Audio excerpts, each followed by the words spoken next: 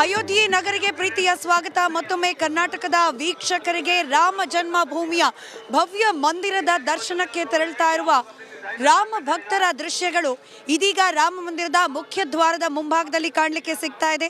ವಿಶೇಷವಾದ ಪಾಸ್, ಅದರಲ್ಲಿ QR code.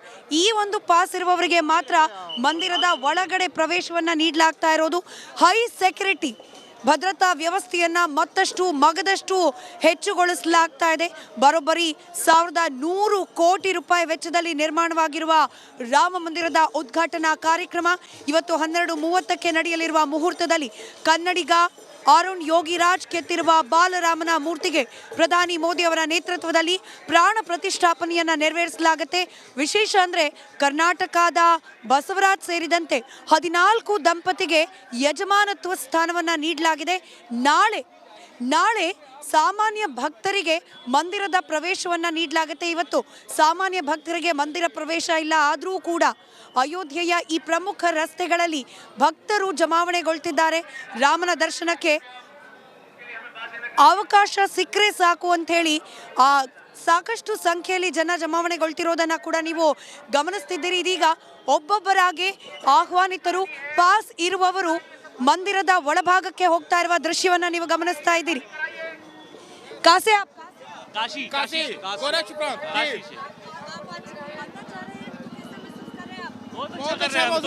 हम 4 रोज से लगातार 4 रोज से जा रहे हैं और यहाँ पे हम लोग जो है सेवा के लिए लगाए गए हैं और काशी प्रांत से हैं जी।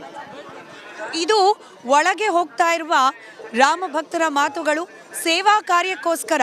ಅಂದರೆ ಈ ಮಂದಿರದಲ್ಲಿ ನಡೆಯುವ ಪ್ರಾಣ ಪ್ರತಿಷ್ಠೆ ಕಾರ್ಯಕ್ರಮದಲ್ಲಿ ಬೇಕಾಗುವ ಕೆಲವೊಂದಷ್ಟು ಸಹಾಯ ಹಾಗೆ ಸೇವಾ ಕಾರ್ಯಕ್ಕೆ ಇವರೆಲ್ಲರನ್ನ ಕೂಡ ನಿಯೋಜನೆ ಮಾಡಲಾಗಿದೆ. ವಿಶೇಷ ಆಹ್ವಾನಿತರನ್ನ ಒಳಗೆ ಬಿಡೋಕೆ ಮುಂಚೆ ಇವರೆಲ್ಲರನ್ನ ಕೂಡ ಒಳಗೆ ಒಬ್ಬೊಬ್ಬರನ್ನೇ ತಪಾಸಣೆಯನ್ನ ಮಾಡಿ ಬಿಡಲಾಗ್ತಾ ಇದೆ. ಇನ್ನೇನು ಕೆಲವೇ ಗಳಿಗೆ ಪ್ರಧಾನಿ ನರೇಂದ್ರ ಮೋದಿ ಅವರ ಆಗಮನ ಅಯೋಧ್ಯೆ ನಗರಿಗೆ. ಅದಾದ ನಂತರದಲ್ಲಿ ಪೂಜಾ ಕೈಂಕರ್ಯದಲ್ಲಿ ಪ್ರಧಾನಿ ನರೇಂದ್ರ ಮೋದಿ ಕೂಡ ಭಾಗಿಯಾಗಲಿದ್ದಾರೆ. ಪ್ರಧಾನಿ ನರೇಂದ್ರ ಮೋದಿ ಅವರು ಆಗಮಿಸುವ ಸಂದರ್ಭದ ಕಂಪ್ಲೀಟ್ ಡೀಟೇಲ್ಸ್ ಅನ್ನ ಕೂಡ ನಿಮ್ಮ ಮುಂದೆ ಇಡಲಿದೆ ರಿಪಬ್ಲಿಕ್ ಕನ್ನಡ. ಬೆಳಗ್ಗೆ 10:25ಕ್ಕೆ ಅಯೋಧ್ಯೆಯ ಮಹರ್ಷಿ ವಾಲ್ಮೀಕಿ ಏರ್ಪೋರ್ಟ್ಗೆ ಆಗಮಿಸ್ತಾರೆ ಪ್ರಧಾನಿ ನರೇಂದ್ರ ಮೋದಿ ಅವರು. ಅದಾದ ನಂತರದಲ್ಲಿ 10:45ಕ್ಕೆ ಏರ್ಪೋರ್ಟ್ನಿಂದ ಅಯೋಧ್ಯೆ ಹೆಲಿಪ್ಯಾಡ್ಗೆ ಬರ್ತಾರೆ. 10:55ಕ್ಕೆ ರಾಮ ಜನ್ಮಭೂಮಿಗೆ ಆಗಮಿಸ್ತಾರೆ ಪ್ರಧಾನಿ ಮೋದಿ. 11ರಿಂದ 12ರವರೆಗೆ ಅಯೋಧ್ಯೆಯ ರಾಮ ಮಂದಿರದ ವೀಕ್ಷಣೆ, ಮಂದಿರ ಕಾರ್ಮಿಕರ ಜೊತೆಯಲ್ಲಿ ಮಾತುಕತೆ. 12:05ರಿಂದ 12:55ರವರೆಗೆ ಗರ್ಭಗುಡಿಯಲ್ಲಿ ಪ್ರಾಣ ಪ್ರತಿಷ್ಠಾಪನೆ ಕಾರ್ಯಕ್ರಮದಲ್ಲಿ ಭಾಗಿಯಾಗಲಿದ್ದಾರೆ ಪ್ರಧಾನಿ ನರೇಂದ್ರ ಮೋದಿ. 50 ನಿಮಿಷಗಳ ಕಾಲ ಪ್ರಧಾನಿ ನರೇಂದ್ರ ಮೋದಿ ಪೂಜಾ ಕೈಂಕರ್ಯಗಳಲ್ಲಿ ಭಾಗಿಯಾಗಲಿದ್ದಾರೆ. ಮಧ್ಯಾಹ್ನ 1ರಿಂದ 2 ಗಂಟೆವರೆಗೆ ರಾಮ ಮಂದಿರದ ಆವರಣದಲ್ಲಿ ಸಾರ್ವಜನಿಕರ ಸಭೆಯಲ್ಲಿ ಭಾಗಿಯಾಗ್ತಾರೆ. ಮಧ್ಯಾಹ್ನ 12:10ಕ್ಕೆ ಕುಬೇರ ತಿಲದಲ್ಲಿ ಶಿವ ಮಂದಿರದಲ್ಲಿ ಪೂಜೆಯನ್ನು ಸಲ್ಲಿಸಲಿದ್ದಾರೆ. ಮಧ್ಯಾಹ್ನ 3:30ಕ್ಕೆ ಅಯೋಧ್ಯೆಯಿಂದ ದೆಹಲಿಯತ್ತ ವಿಮಾನದಲ್ಲಿ ಪ್ರಯಾಣವನ್ನ ಮಾಡ್ತಾರೆ ಪ್ರಧಾನಿ ನರೇಂದ್ರ ಮೋದಿ. ಮತ್ತಷ್ಟು ಮಂದಿ ರಾಮ ಭಕ್ತರು ಮಾತನಾಡಿಸುವ ಪ್ರಯತ್ನ. मैं बिहार पावापुरी से।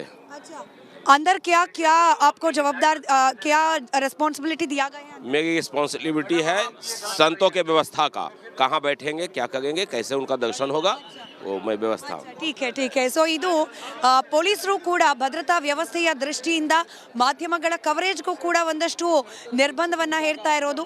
ಸರತಿ ಸಾಲಿನಲ್ಲಿ ಹೋಗ್ತಾ ಇರುವ ರಾಮ ಭಕ್ತರನ್ನ ನೀವೇನು ದೃಶ್ಯದಲ್ಲಿ ಗಮನಿಸ್ತಾ ಇದ್ದೀರಿ. ಇವರಾದ ನಂತರದಲ್ಲಿ ವಿಶೇಷ ಆಹ್ವಾನಿತರನ್ನ ಒಳಗೆ ಬಿಡಲಾಗತ್ತೆ.